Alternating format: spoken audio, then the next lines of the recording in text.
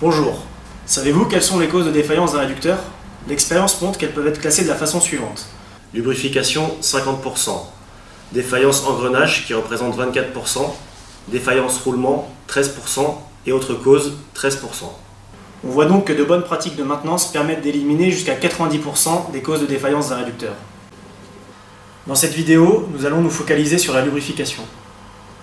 Je vous emmène en atelier pour quelques conseils pratiques. Suivez-moi. Le lubrifiant est un paramètre essentiel au bon fonctionnement du réducteur, puisqu'il permet de réduire l'usure par création d'un film d'huile entre les deux pièces en contact et une évacuation de la chaleur engendrée par le mouvement relatif entre les deux pièces en contact. On sera donc vigilant sur 3 points.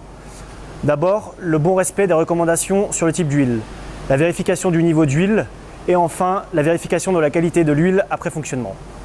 C'est parti pour une démo. La viscosité de l'huile est déterminée par notre bureau d'études en fonction des vitesses de rotation, de la charge et de la température de fonctionnement notamment. Cette information est disponible sur la notice fournie avec le réducteur ou sur la plaque d'identification du réducteur. Le volume total requis est également indiqué. Cependant, le niveau d'huile doit être contrôlé avec la jauge. On vérifie le niveau d'huile grâce à la jauge ou indicateur visuel de niveau. En théorie, la vérification du niveau se fait à froid, réducteur à l'arrêt. En pratique, elle aura généralement lieu en fonctionnement au cours d'une ronde. En cas de baisse de niveau entre deux contrôles, procédez à une recherche de fuite sur le réducteur. Ces fuites sont généralement situées au niveau des sorties d'arbres ou au niveau des brides de raccordement.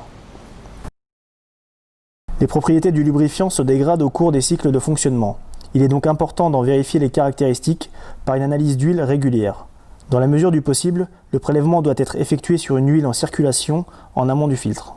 L'analyse est ensuite effectuée par un laboratoire spécialisé qui surveillera en particulier la viscosité, l'acidité et la présence d'eau. Il pourra éventuellement préconiser un remplacement de la charge d'huile. Avant toute demande auprès de nos services, pensez à relever les informations de la plaque d'identification du réducteur.